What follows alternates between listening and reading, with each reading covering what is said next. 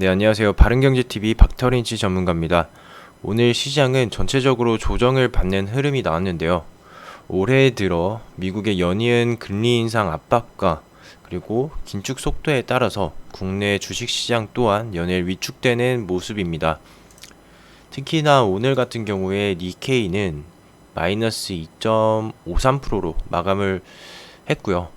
지금 같은 시장에서는 공격적인 매매보다는 최대한 수익을 짧게 가져가시면서 안정적인 수익을 우선 현금 확보를 하고 최대한 보수적으로 매매를 하는 것이 유리해 보입니다.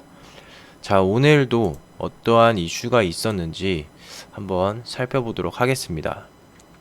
내일이죠. 바로 5월 10일에 대통령 취임식이 열리는 날입니다. 이 대통령 취임 행사는 새로운 대통령과 국민이 대한민국의 새로운 출발을 함께 선언하는 그런 의미 있는 행사로 알려져 있는데요. 국회 앞마당에 4만 1천여 명이 참석을 한다고 합니다. 그래서 당일 여의도 국회의사당 주변 도로가 통제가 되는데 경찰청에서 밝힌 바로는 이 통제 구간이 의원회관 앞부터 서강대교 남단, 그리고 여의서로 의원회관 앞부터 국회 뒷길, 그리고 서강대교 남단, 그리고 의사당대로 국회 전문 앞부터 여의도 지하차도, 그리고 여의도역 이 0.9km 부근, 그래서 양방향 전차로라고 합니다. 취임식 당일에 여의도 주변 교통이 혼잡할 수 있다고 하니까 이 부분은 잠시 참고하시면 좋을 것 같습니다. 그리고 이제 현대차에서 울산에 LNG 발전소를 직접 짓는다는 그런 소식이 나왔습니다. 현대차가 울산 공장에 액화 천연가스 열병합 발전소를 건설하기로 했다.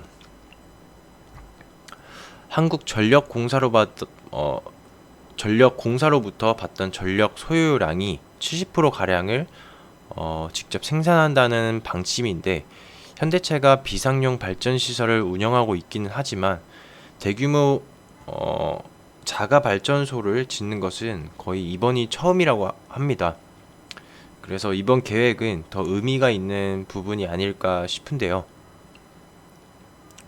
울산 이 공장 안에 약 1만 7천여 제곱 정도의 부지에다가 가스터빈 2개, 2기, 그리고 증기터빈 1기 이렇게 갖춘 발전소를 지을 계획이라고 합니다. 발전과 난방을 동시에 할 수 있는 열병합 시스템이라서 기존 발전 방식보다는 에너지 절감률이 20% 정도 되고 탄소 배출도 줄일 수 있다고 하네요. 그렇게 된다면 당연히 친환경적인 부분에 있어서는 굉장히 긍정적인 부분이 되겠죠. 아직 뭐 정확한 시기는 공개되지 않았지만 2025년까지 준공 목표를 잡은 상태고, 환경부의 평가 절차를 마치고 지을 수 있다고 합니다. 러시아와 우크라이나 전쟁이 장기화됨에 따라서 최근 원자재와 식량 가격이 엄청나게 폭등을 했었는데요. 세계 식량 가격 지수는 다소 빠지는 흐름이 나왔지만 이번에 육류와 유제품 그리고 설탕 가격은 여전히 고공행진을 이어가고 있습니다.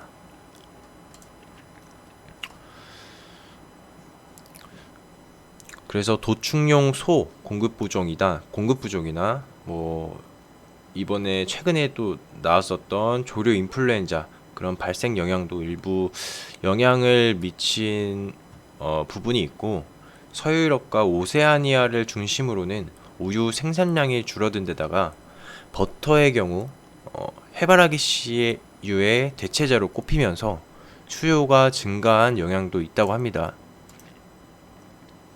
그래서 주요 곡물 생산국들이 이런 식량을 무기로 일삼을 수 있는 가능성이 높아질 거라는 분석도 나오고 있는데요.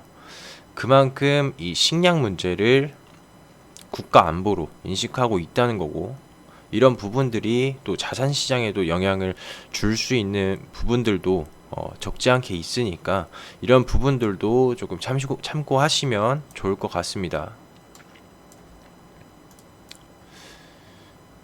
최근에 전기차의 수요가 점점 증가하고 있죠. 이런 친환경차 위주로 바뀌는 자동차 산업으로 인해서 국내 자동차 부품업계 중에 내연기관 관련 업체의 30%가량은 문을 닫을 수도 있다는 분석도 나오고 있습니다. 한국자동차연구원이 내놓은 그 보고서에 따르면 국내 자동차 산업 구조는 친환경차, 전장부품 기업 중심으로 재편되고 있고, 전체 기업 수는 이제 모듈화, 인수합병 등으로 감소한 뒤에 다시 증가할 것으로 예상을 했는데요. 내연기관 중심 부품 기업은 지속적으로 감소하고 나서 2019년 1668곳에서 2030년이 되면 1168곳으로 총 501곳이 감소할 것이라는 그런 관측입니다. 이와 아울러서 미래의 모빌리티 산업은 전장 부품 그리고 소프트웨어 중심으로 전환이 불가피한 만큼 내연기관 자동차 산업 인력은 감소하는 반면에 미래차 인력 비중은 증가할 가능성이 있는데요. 이렇게 친환경적인 산업 변화에 따라서 미래차 산업 관련 인력 변화도 있을 것이라는 그런 전망도 나오고 있습니다. 그래서 여러 가지 지원 정책이나 뭐 재교육 훈련 프로그램이라든지 이런 것들을 개설하고 조금 더 체계적으로 종합적인 시스템 구축이 요구되고 있다고 합니다.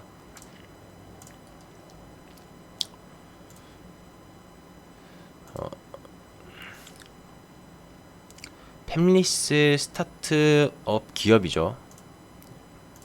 이 파두라는 기업인데 최근에 최대 2천억 원의 규모의 투자 자금 유치에 나선다고 합니다.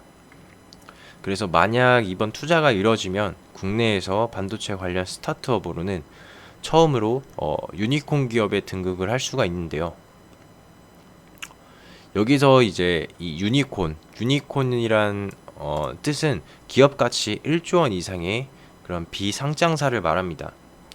그래서 이 파두 측에서는 신주 발행을 통한 자금 유치를 구상하고 있다는데 기존 주주들의 일부 지분을 또 매각할 가능성도 열어놨다고 합니다. 그래서 올 하반기 투자 유치 작업을 마무리할 계획이고 올 하반기에 투자 유치 작업을 마무리할 계획이다. 그래서 이 유치 과정에서 기업 가치가 더 상승할 수도 있다는 그런 전망도 나오고 있습니다. 이렇게 오늘 주요 이슈를 한번 살펴봤는데요.